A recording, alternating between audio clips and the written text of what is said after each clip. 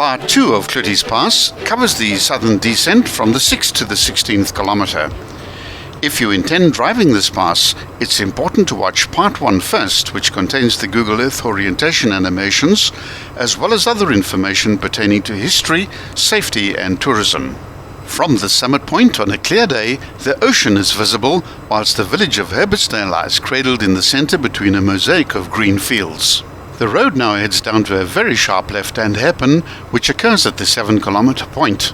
The descent continues at a moderate gradient and levels off and actually ascends slightly for a while as it follows the Dwarsrivier towards the northwest.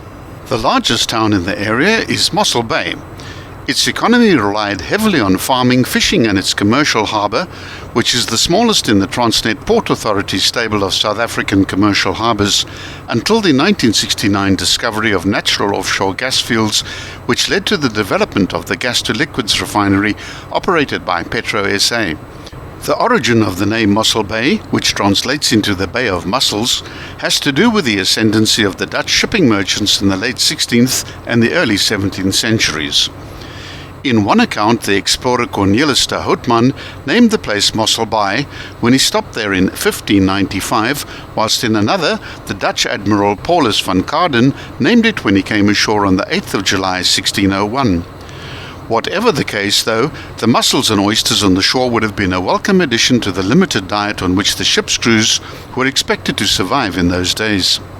Although it is today best known as the place at which the first Europeans landed on South African soil, and this is when Bartholomew Dias and his crew arrived on the 3rd of February 1488, Mossel Bay's human history can, as local archaeological deposits have revealed, be traced back more than 164,000 years.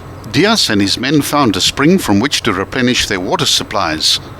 He had been appointed to search for a trading route to India by King John II of Portugal, and without realizing it, actually rounded the Cape of Good Hope before landing at Mossel Bay, which he named Angra dos Vaqueiros, the Bay of Cowherds. Dias's excursion ashore ended hastily when the local people chased him off in a hail of stones.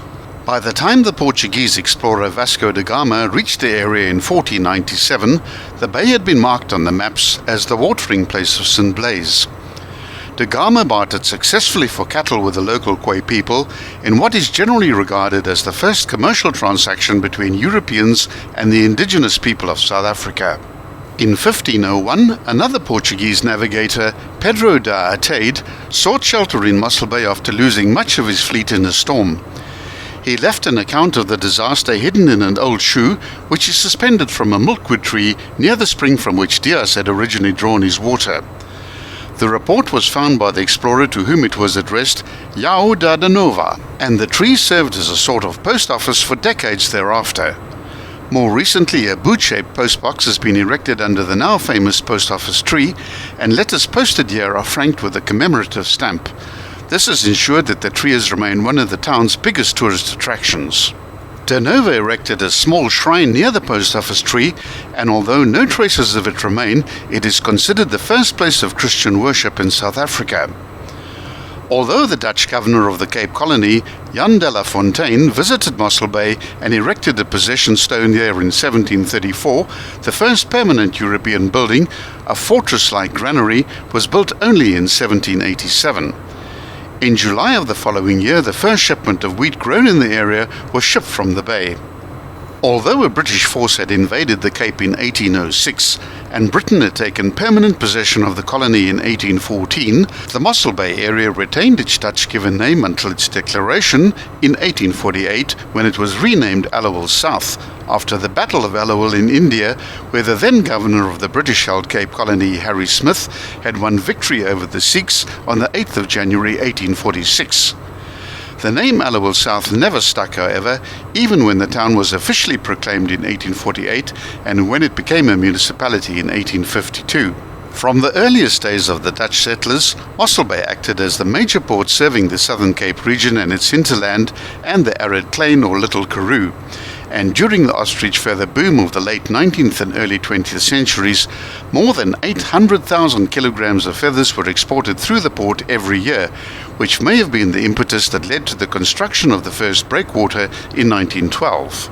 Fishing and farming remained the main activities of the area during the early years of the 20th century, and the growth of the port reflected this. The discovery of natural gas fields offshore in 1969 led to the development of the Mossgas gas-to-liquids refinery, which was renamed Petra SA in 2002. The final part of the descent is a long straight of 2 kilometers past the Langfontein farm, where the pass ends at the 16-kilometer mark at an altitude of 122 meters at the crossing of the Langto rivier. Continue for 6 kilometers to reach Herbertsdale.